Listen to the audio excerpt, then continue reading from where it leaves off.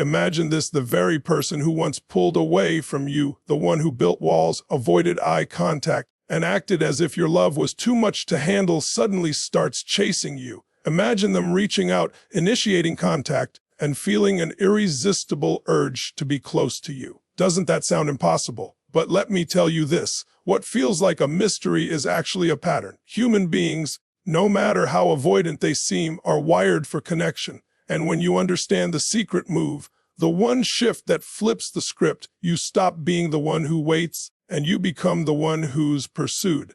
Now here's the truth most people never understand: avoidants don't stop caring. They don't lack love. What they lack is safety and connection. They've been conditioned to believe that intimacy equals danger, that closeness means losing themselves. So, when they sense someone coming too close too fast, their instinct is to run. Not because you're unworthy, but because they're afraid of losing control. The real power lies in recognizing this dynamic and, instead of reacting emotionally, learning to position yourself in a way that awakens their desire. You don't force it. You don't beg. You don't chase. Instead, you embody a strength, a presence, and a certainty that makes them realize, if I don't step up, I'll lose someone extraordinary. This is the turning point, when you stop pouring energy into trying to hold on and instead radiate the energy of someone who doesn't need to chase. Everything shifts.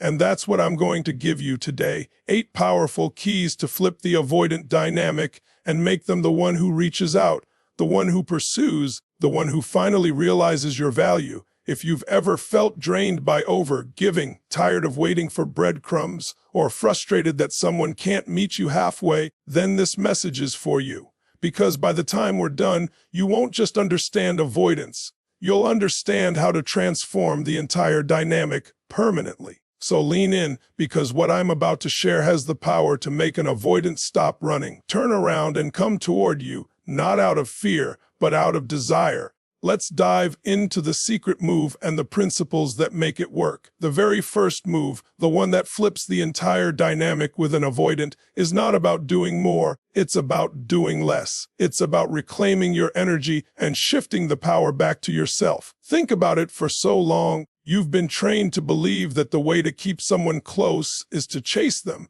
to prove your worth, to constantly show up in bigger and louder ways. But that energy doesn't make an avoidant feel safe, it makes them feel cornered. The more you lean in, the more they lean back. The harder you chase, the faster they run. The first secret, then, is counterintuitive. Instead of giving more, you give less, but not from a place of anger or punishment. You give less because you've finally realized your value doesn't need convincing. Avoidants don't respond to pressure, they respond to presence. And presence is powerful because it speaks without chasing. Imagine standing in your own strength, calm, confident, and unbothered. You're not running after anyone, and you're not begging for love. You're showing through your actions that your worth isn't negotiable. That shift, that subtle energy, is magnetic.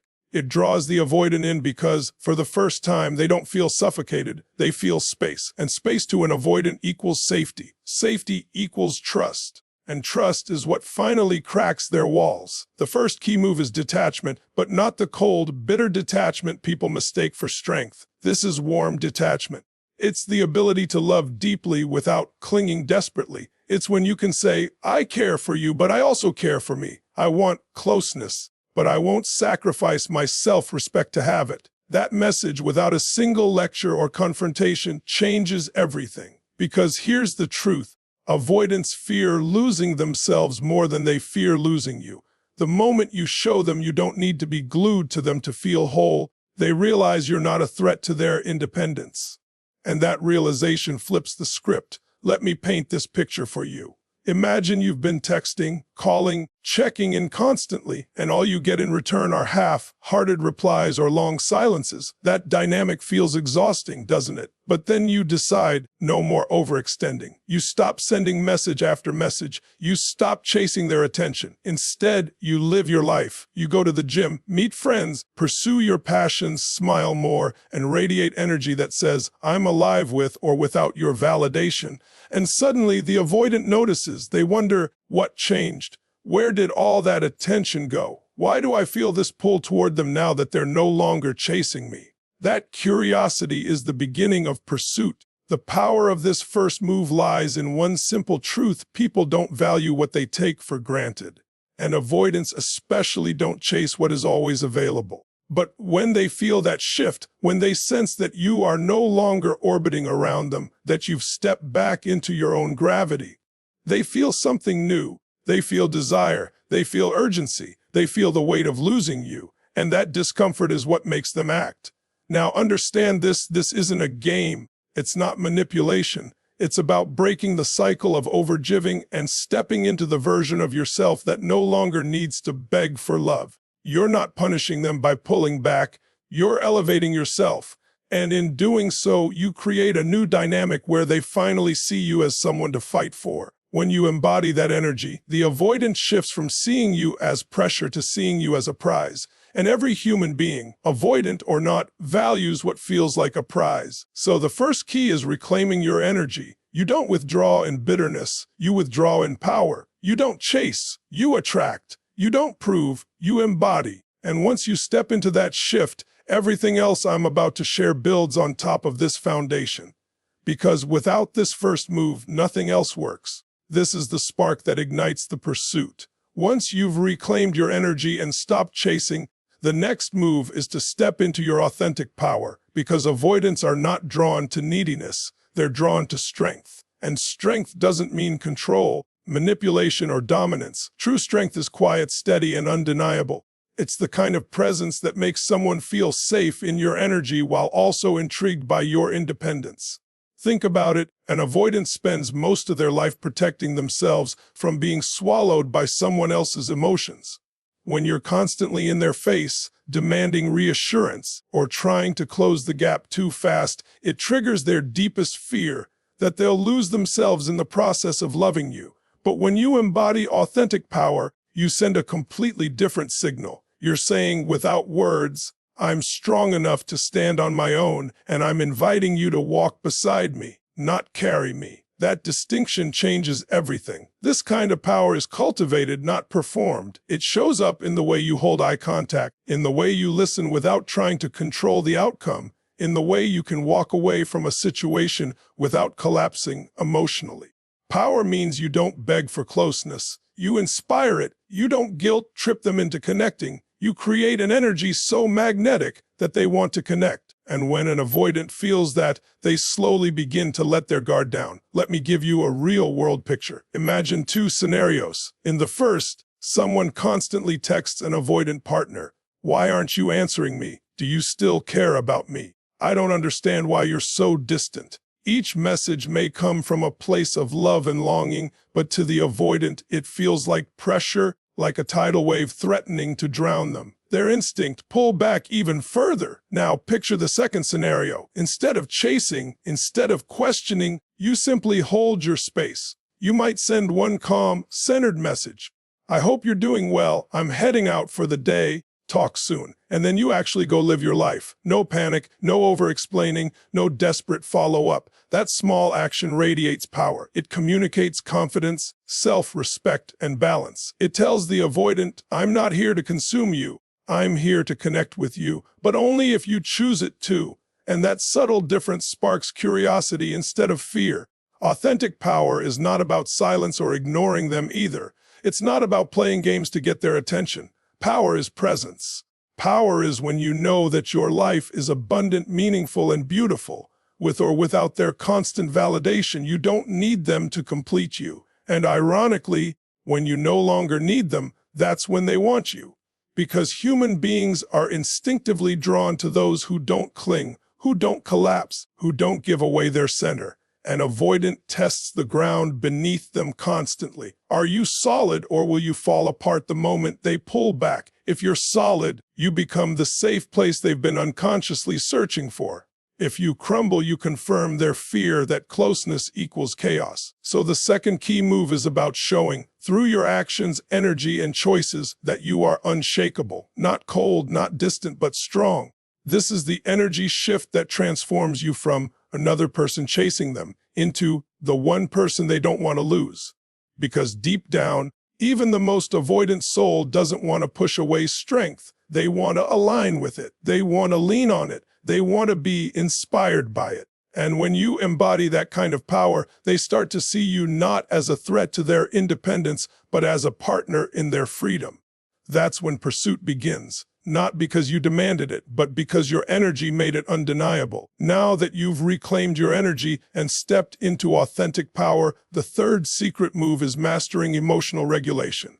Because here's the truth, an avoidant is not just reacting to you. They're reacting to the energy you bring into the connection. If your emotions come in waves of panic, frustration, or desperation, they experience that as danger. But when you show up with emotional stability, you create an environment where they finally feel safe enough to lean in. Think about the last time you felt someone's panic. Did it make you want to run toward them or away from them? Panic creates pressure. Desperation creates resistance. But calm energy creates safety, and safety is what opens the avoidant heart. If you can hold yourself steady when they pull back, if you can breathe, stay centered, and not collapse into fear, you communicate something they rarely experience in relationships: consistency. And consistency is magnetic. Emotional regulation doesn't mean suppressing your feelings. It doesn't mean you pretend you don't care or that nothing bothers you. It means you learn to process your feelings in a way that doesn't spill out as blame or desperation. You can feel the sadness, the longing, the frustration, but instead of throwing it at them in the heat of the moment, you take responsibility for calming your own system first. You might journal, meditate, breathe deeply, or talk it out with a trusted friend. Then, when you do speak to them, your words carry clarity instead of chaos. Here's why this matters. Avoidants often grew up in environments where emotions were overwhelming, unpredictable, or unsafe. So when they sense emotional storms, their nervous system screams, danger, and they retreat. But when they encounter someone who can feel deeply yet remain grounded, they start to realize, this is different, this is safe, this is a connection I can actually trust. That realization plants the seed of pursuit. Picture this. Your avoidant partner goes silent for 2 days. The old you might panic, send a dozen messages, and spiral into anxiety. That reaction would only push them further away. But the new you, the emotionally regulated you, takes a different approach. You notice the anxiety rising, but instead of letting it control you, you breathe through it. You remind yourself, their silence is not a reflection of my worth. You continue your day, you engage in activities that bring you peace, and when you finally do communicate, it comes from a place of calm. You might simply say, I hope you're doing well. I've been keeping busy with insert something meaningful you've done. That one calm message carries a different weight.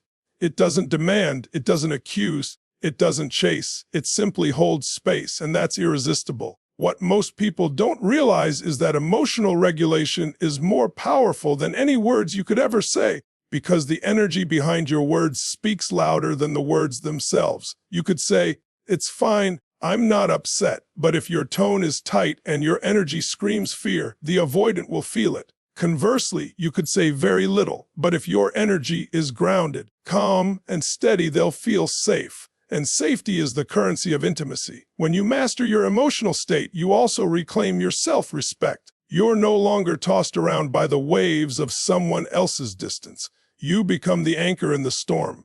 And when you are the anchor, the avoidant doesn't just notice you. They begin to rely on you. They begin to crave the stability that only you bring into their life. They begin to associate you with calm, peace, and safety. That's when the chase flips.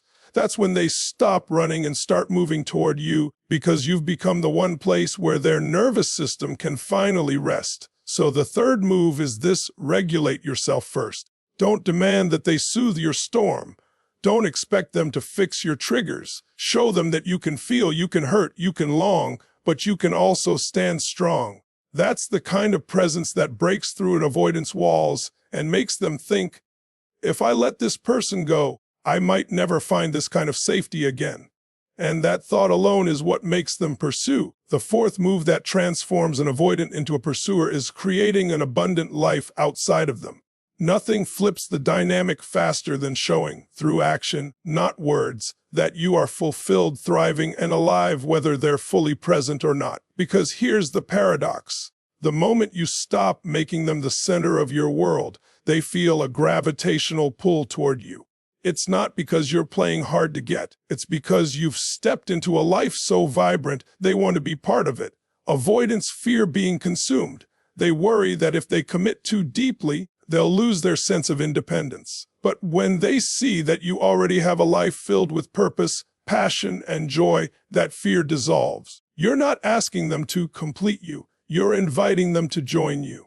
That shift changes everything. Let's break it down. Imagine you're sitting at home, waiting for their text, canceling plans, and putting your entire life on hold until they give you attention. How does that feel? Heavy, predictable, and to the avoidant, suffocating. Now imagine the opposite. Imagine you filling your days with energy, joining that yoga class you've always wanted, working on your career goals, laughing with friends, exploring new hobbies, traveling to new places. Suddenly, your life radiates abundance. You're not waiting, you're living. And that vibrancy is magnetic. The avoidant starts to notice. They wonder, what are they up to? Why do they seem so alive without me? And that curiosity breeds pursuit. Humans are wired to be drawn to those who are in motion, those who exude energy and passion. Think about it. The people you admire most in life are not the ones who sit around waiting. They're the ones who chase their dreams, who light up a room with their energy. When you embody that, you become irresistible. Not because you're trying to get the avoidant's attention, but because your very existence commands it. And here's where the real magic happens. When you create an abundant life outside of them, you stop placing unrealistic pressure on the relationship to fulfill all your needs. You're no longer clinging to them for validation because you're already validating yourself. You're no longer desperate for their presence because you've learned to enjoy your own. That balance makes the avoidant feel free. Free to choose you, not trapped by obligation. And when someone feels free in love, that's when they lean in deeper. Picture this: you've been consistently busy building your life. You're pursuing a new goal, celebrating your wins, and radiating joy. Then, out of nowhere, your avoidant partner starts texting more often. They start suggesting plans. They start leaning in with more consistency. Why? Because suddenly they feel they might lose you. Not because you threatened to leave, but because you demonstrated through your life that you don't need them to breathe.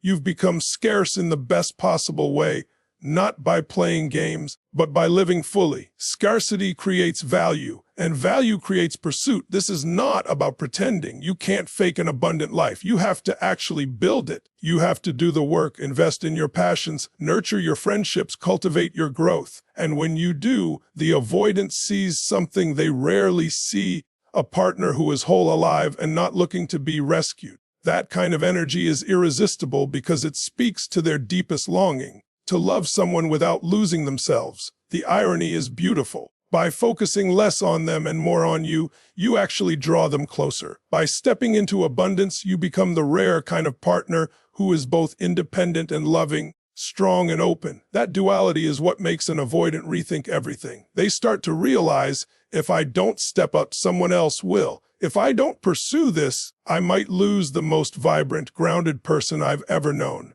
And that realization is what flips their fear into pursuit. So the fourth move is this: stop waiting, start living. Build a life so full that they can't help but want to be part of it. And when you do, you'll find the avoidant isn't just drawn to you, they're inspired by you. That's the kind of pull they can't ignore. The fifth move that transforms the avoidant dynamic is setting boundaries that command respect. Now listen closely, because this is where so many people go wrong. They believe that being kind, patient, and endlessly forgiving will win the avoidant over. But here's the truth. Love without boundaries is not love, it's self-abandonment. And when you abandon yourself, the avoidant doesn't feel inspired to step up. They feel enabled to step back. Boundaries are not walls. They are not punishments. They are standards. They are the invisible lines that say, this is what I will accept and this is what I won't. And here's why boundaries are magnetic. They communicate self-respect. When you hold boundaries, you're showing the avoidant and the world that you value yourself enough not to tolerate behaviors that drain, diminish, or disrespect you. And human beings, whether they admit it or not, are drawn to those who value themselves. Avoidants in particular need boundaries because their default mode is distance. If you let them, They'll disappear for days, come back when it suits them, and expect you to always be there waiting. Not because they don't care, but because they've learned they can. When you accept crumbs, you teach them that crumbs are enough. But the moment you raise your standards and say, no, I don't accept breadcrumbs, I deserve a full meal, the entire equation changes. Suddenly, the avoidant realizes if they want to keep you, they have to rise to meet your standards. And that realization activates pursuit. Let's make this practical. Imagine your avoidant partner disappears for a week with no explanation and then texts you casually as if nothing happened. In the past, you might have responded immediately, happy just to have their attention again. But what does that teach them? That they can vanish and you'll still be there. That their distance has no consequence. Now imagine the opposite. They come back with that casual message, and instead of rushing in, you pause. You respond calmly but firmly. I value consistency, and I need more communication than disappearing for a week. If that's something you can't give, then I respect your choice, but it won't work for me. That statement is not anger, it's not manipulation, it's clarity, and clarity commands respect. In that moment, the avoidant realizes two things. One, you're not afraid to walk away from behavior that doesn't serve you. And two, if they don't step up, someone else will. That fear of loss, the healthy kind, not the manipulative kind, is what stirs pursuit. Boundaries also free you. They protect your heart, your time, and your energy. They prevent you from falling into cycles of waiting, chasing, and overgiving. And ironically, when you enforce boundaries, you actually become more attractive. Why? Because people don't chase what they can walk all over. They chase what they respect. And respect is earned by drawing lines, not erasing them. But here's the key. Boundaries must be consistent. You can't set them one day and collapse the next. The avoidant is watching, consciously or unconsciously, to see if your words align with your actions. If you say you won't tolerate disappearing acts, but then you always let them back in without accountability, your boundary becomes meaningless. But when you stay consistent, when you calmly, firmly, and lovingly hold your line, they realize you're serious. And that seriousness awakens something powerful in them. Because deep down, even an avoidant craves structure. They may resist it at first, but structure brings safety. When you show them that you won't allow chaos, that you won't let them sabotage the connection without consequence, they begin to respect you. And respect is the foundation of desire. So the fifth move is to stop tolerating behaviors that drain you, not with anger, not with ultimatums, but with calm clarity, with consistent standards, with the unwavering belief that you deserve more. And when you hold those boundaries, something incredible happens. The avoidant doesn't just stop pulling away, they start stepping up. They realize that if they don't, they'll lose someone extraordinary. And that's when pursuit is born, not because you begged for it, but because you earned their respect through self-respect. The sixth move that transforms an avoidant into a pursuer is mastering the art of mystery and unpredictability. And let me be clear, this is not about manipulation or playing childish games. It's about bringing back one of the most powerful forces in attraction, intrigue, because nothing makes an avoidant lean in faster than realizing they don't fully have you figured out.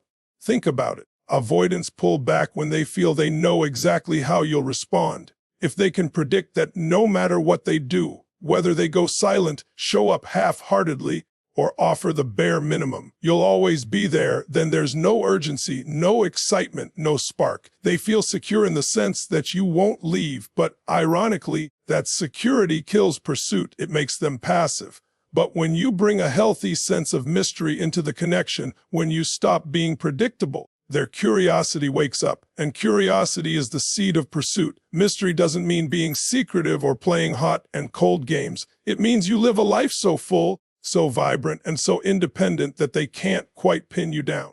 It means they can't predict every move you'll make because you're not living for them, you're living for yourself. When you respond sometimes quickly, sometimes later, when you're busy doing things that actually matter to you, suddenly you're no longer just orbiting around them. You're in your own orbit. And the avoidant starts to wonder, where are they? What are they doing? Why aren't they clinging to me like before? That wondering fuels pursuit. Let me give you an example. Imagine your avoidant partner sends you a message after pulling away for a few days. In the past, you might have dropped everything to reply instantly, eager to prove your availability. But now, you don't rush. Maybe you're at the gym out with friends or working on a project you love. You respond when it's natural for you, not out of desperation. And when you do, your tone is warm but not needy. That unpredictability creates a new dynamic. They no longer feel they can control the pace entirely. Instead, they start to lean in more to secure your attention, to ensure they still matter in your world. Mystery also comes from deepening yourself as a person. When you're constantly growing, learning new skills, exploring new passions, evolving into a better version of yourself, the avoidant can't put you in a box. You're not the same person you were last week, last month, or last year. And that growth keeps them on their toes. It makes them realize you're someone worth chasing because you're not static, you're dynamic. And dynamic people ignite desire. The key is this: you don't create mystery by withdrawing love. You create mystery by living fully, by pursuing your goals, surprising them with your independence, showing them there's more to you than they ever imagined. And here's the beauty of it. When you embody that kind of unpredictability, the avoidant starts to see you differently. You're no longer the person begging for their time. You're the person they want to earn time with. Avoidants fear being trapped, but they crave excitement. They crave novelty, stimulation, and challenge. When you show them that you're not predictable, that you have layers they haven't discovered yet,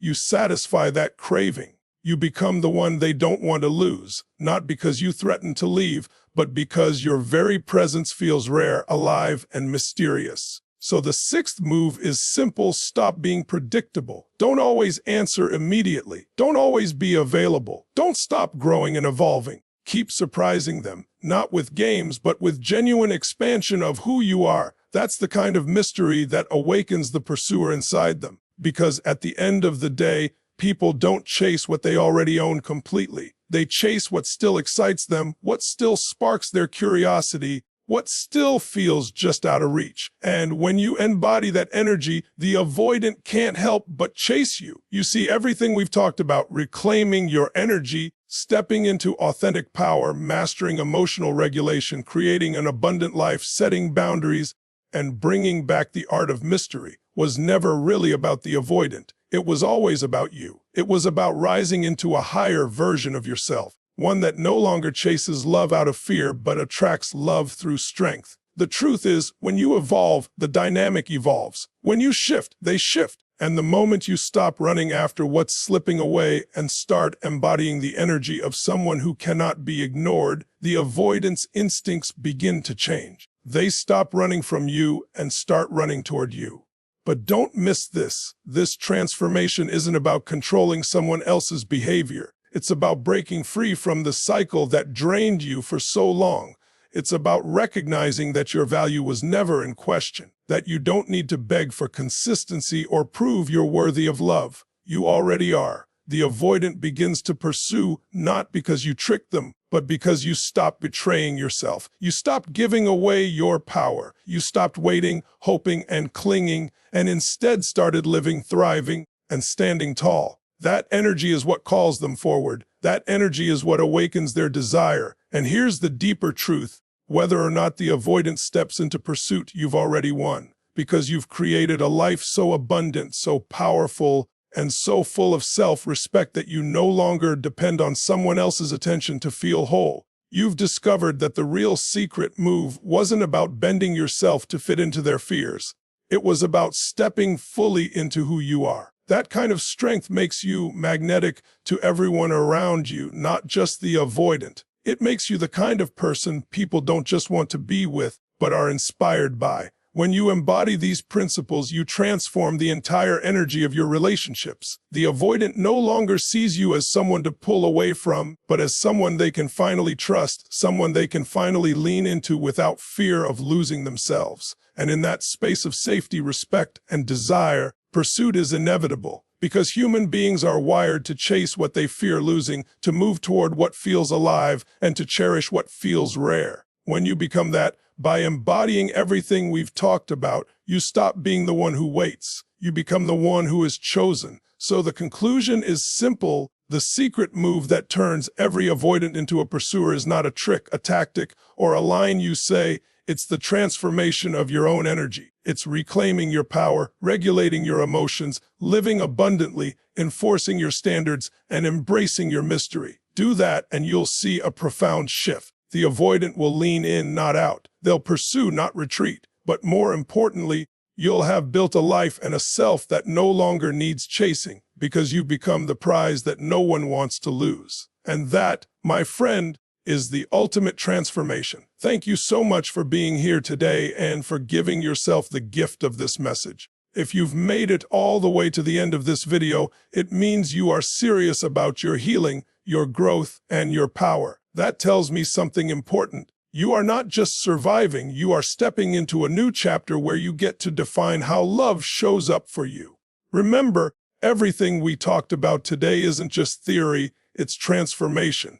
These principles will work for you if you live them, if you breathe them, if you decide right now that you're no longer going to shrink yourself to keep someone else comfortable. You have the ability to rewrite your story, and this is your moment. I want you to carry this energy with you long after this video ends. Revisit these words whenever you need a reminder of who you really are. Let this become fuel for your journey, because your best days are not behind you. They're ahead of you, waiting for you to step into them. And if this message spoke to you, if it gave you even one spark of clarity, courage, or power, then make sure to subscribe to this channel, share this video with someone who needs it, and drop a comment below with the word unstopabl. That way I know you're not just watching, you're ready to take action. Until next time, stay strong, stay grounded, and stay true to yourself. The love, the life, and the future you deserve are already moving toward you. Thank you for being here. Thank you for showing up for yourself, and I'll see you in the next video.